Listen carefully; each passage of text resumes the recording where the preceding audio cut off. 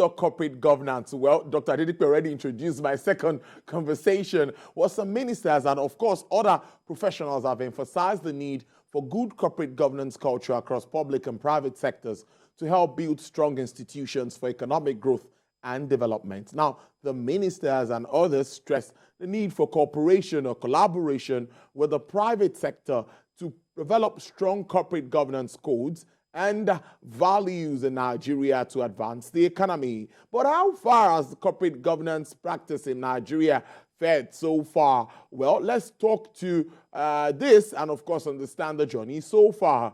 I introduced him earlier. He is the Director General, Chief Executive Officer of the Institute of Directors Nigeria, Mr. Dele Alimi. Thank you so much. It's good to have you on the program. I think this is your first time on the show. Thank you so much. It's good to see you, sir. Thank you very much. Maybe the second. Okay, second, I think. Oh, great, great, great. Well, let's get straight to business. Before I talk about, I know IOD is doing a lot regards corporate governance, but take us through that journey. How has it been talking about corporate governance in this part of the world? Yes, Africa's most populous nation. What's been happening and what can you tell us? How far have we gone? Thank you very much, Tolu. Well, let's just say the moment that multinationals started seeing Nigeria as a veritable investment spot, that was when the issue of corporate governance started rearing its head. When organizations started coming into Nigeria from outside the country, especially from clients where the issue of corporate governance were on the front corner, it became imperative that, look, we must import that system of governance of our organization into this new climate that we find ourselves. And that was where it started. You have the big organizations, big global organizations who are coming to Nigeria, even preceding independence. But as we move on, of course, even outside the country, corporate governance wasn't so prevalent in terms of regulations and steep penalties for infractions. But as things move on, it became obvious that, look, in order to safeguard the investment of people and also the environment within which organizations operate, there's a need to also give rules and regulation about how organizations should be managed. What can be done, what shouldn't be done, what is right, what is ethical, and what is not. Yoruba people say, we know what is right. Sometimes we do the wrong thing because we think nobody will catch us. But now there are rules and regulations, and there are regulators who are ensuring that people are doing the right thing. So for us as a country, I think I will start from the premise of IOD. IOD started in 1983, and people that started IOD in Nigeria were members of the IOD in the United Kingdom. And they saw the good thing that IOD was doing there then, especially as far as corporate governance is concerned. They said, look, let's have a branch of the IOD UK in Nigeria. Because it was obvious that investors will only go into a clime where the governance system is well defined and it's good. So there was a need to expose the Nigerian economy to good investors. And one of the ways you could do it is to have a core of good directors who can be trusted to run these organizations. And I think that was the basic foundation that led to the creation of IOD in Nigeria. And it's good to know that over those periods, a lot has happened in terms of how we manage organizations, because the world became smaller and smaller and smaller as far as business is concerned. And what the regulations that were in other climes, especially the developed world, became imperative for us to put in place also in Nigeria. If we want to run, the way the world is now, there's no different ways of doing it. It's just one way, the right way. And so some people have to be in charge of ensuring that we train people, build people's capacity to let them know that, look, this is the way to do it. And I think I will also say government also came into this by establishing regulators for different sectors of the economy, especially the critical sectors. Regulators who ensure that at every point in time, people do not do things at their own whims and caprices, and they are controlled. But I think the watershed came in the year 2000, when the country was able to now put in place its own code of corporate governance. Before then, we used to borrow from here and there and use them as benchmark. But now we have Harps. And I think that made all the difference. And it's good to know that that Nigerian Code of Corporate Governance has become so accepted across the continent, even across the world. And the Financial Reporting Council, who is like the custodian of that governance code, is doing so well. And this code is accepted by basically all regulators, the Stock Exchange, the Security and Exchange Commission, the Corporate Affairs Commission. They were all involved in bringing up that code, and it has worked very well. So we say the corporate governance race is not a sprint, it's a marathon. So we have to continue working on it, getting it better, because even in climes where those codes have been there for hundreds of years, you still have cases of infractions. So as people try to do business, as people try to make money, they will make attempts to cut corners. The most critical part of it is, how do you ensure that when attempts are made to cut corners, regulators are able to detect on time and to ensure that quick action is taken to ensure that the investors do not lose their very, very important investment. So for me, I think over the years, we have come a very long way. I say regulators too have upped their games. They've been energized. They are more powerful than they used to be before. And that I think they are more conscious of what they are supposed to do. And I am glad to know that in the last few years, we've not had it as bad as it was some years ago, maybe like 10, 15 years ago, when you have a whole financial institution collapse, basically due to bad corporate governance. So, sorry, Tolu, I think we've done well. Well, maybe not as much as we love to do, but I think when you look at the journey so far, it's been a good journey. Okay, now interesting stuff as corporate governance, of course, impacts profits and, of course, reputation of companies.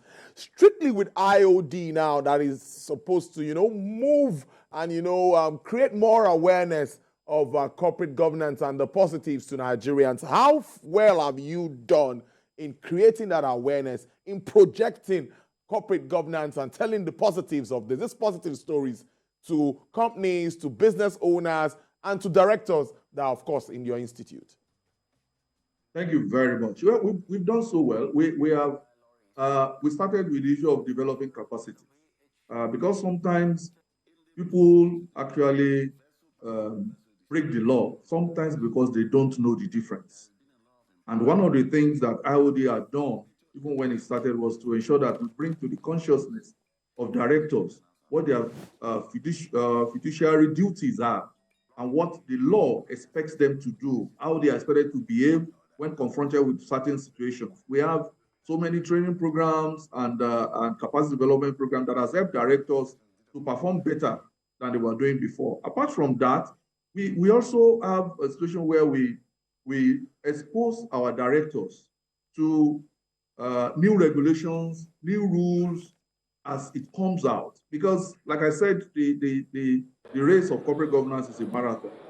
I will give you an example. When the corporate governance code was released, we actually came up with a workshop in conjunction with the Financial Reporting Council, and we invited directors from all over the country, where people were able to ask questions about the details of the code and areas where they have seen and they are not very sure of.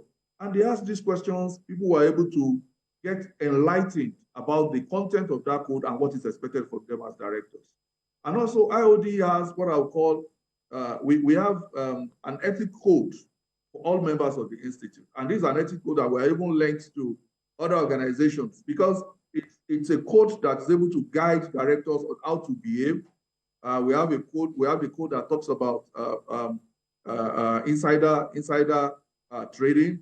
It talks about things that confront directors on the board. Something like conflict of interest, for example, and how to behave when you are conflicted. What should you do? What action do you take? So the days are gone when you say, "Oh, I didn't know what to do," because it is quite clear what action you should take. There is no doubt that sometimes conflict of interest may come in. The most important thing is, what do you do when it comes in? So that's another. Then we of course, we advocate. And we also, of course, also supporting regulatory authorities to in terms of advocating, to let them know what directors feel about their activities and what we think they are not doing right and what they are doing right. And in that way, we are working together with most of the regulatory agencies in Nigeria. We are working very much together. In fact, I must tell you that the IOD, the Security and Exchange Commission, and the Corporate Affairs Commission actually established a center called IOD Center for Corporate Governance. And the three organizations are funding that center together. That is to show you how much we are doing in that space. We're also working with the Financial Reporting Council. At the moment, the Financial Reporting Council is developing a code for the not-for-profit organization and the public sector. And IOD is working with them. It's part of the committee that is working on that code. So we are doing so much. It's just that IOD Nigeria has its own peculiar way of advocating. And we don't make so much noise, but I can tell you we're doing so much to ensure that good corporate governance is fully entrenched in corporate Nigeria and even in the public sector. Interesting stuff. Yes, 40 years into this, it's no joke, really. I must agree. A child of 40 years is not a kid. So, but let me ask you, while you talk about your expectations also, after 40 and what you look forward to, what are your expectations? We expect a new government in days now, yes, in just less than 2 weeks. And a lot of agendas being set across all sectors. And of course, corporate governance, trying to attract FDIs is something that we must look at squarely. Now, what are you thinking around that space? What is your message? What are you telling them so that they have this as low-hanging fruits and come in and get to work as quick as possible? Okay, thank you very much. I think one of the item on the agenda that we think is quite important is ensuring that we quickly put in place a governance code for the public sector. We think that will send a very strong message to the world that Nigeria is ready to walk the talk. Have a code for the public sector that is able to guide public sector workers, directors, office holders on how they should behave and what is expected to do at all times. That would be a significant leap in the issue of governance in the public sector. Second, we also think we need to look at the business environment. Of course, when we talk about business environment, we can discuss that from today to tomorrow. But I think there are some key indices that we can work on to make sure that the business environment is more conducive and is more attractive to investors. We definitely need foreign direct investment into Nigeria. But apart from that, we also need to build the confidence of Nigerians to be able to invest in the economy. We have so much money in financial institutions that are not adding value to the Nigerian economy. If you understand what I mean, it's that this money will do better in the real sector. But because of a factor of many things, the risk is very high. So I don't want to take too much risk. I think it's better I just buy treasury bill or put my money in deposit and make a little on it, and I'm okay. At least I still have my money. But on the long run, when you look at inflation, the value of the money is going down. But if you invest that money, not only will you be making more, you also be contributing to the economy. But people do not have that confidence. So we need to build the confidence of people in the Nigerian economy and in the government. That social contract between Nigerians and their government needs to be worked on as a matter of urgency. That social contract must be worked. People must believe in their government, in their rulers, to do the right thing. Somebody cracked a joke one day that, look, if a government official goes out there and says, look, I am here and I have 1 million naira each to give the first 10 people to come here, everybody will walk away thinking it's lying, even if it means it, because the trust has eroded over time. So there's a need for us work on that. And it is not by a law, it's not going to be by regulation, it's going to be by action, by what government does, by the action it takes, and attracting the private sector to do more. We have had a situation where private sector organizations have invested, they've done PPP with government, but at the end of the day, they've burnt their fingers. And those have become lessons for other people who may want to do that. So the government has so much to do in the area of building confidence, apart from corporate government, in the area of building the confidence of Nigerians. And by that, by extension of non-Nigerians into investing in the Nigerian economy. Let's wrap up on this note. I'd like to ask where you see a director that doesn't follow due diligence, that doesn't follow or do what is right. What does the IOD do to caution erring directors, disciplinary measures to, check excesses of some directors? Can we wrap up on that note? Yes, we can. We can. The thing I tell you is IOD has a whistleblowing mechanism, and you can see it on our website, iod.nigeria.org. We have a whistleblowing mechanism that is completely anonymous and allows people to be able to give us information about the performance or the behavior of any director anywhere in Nigeria. And whether the person is our member or it's not even our member, it's something that the institute can take up.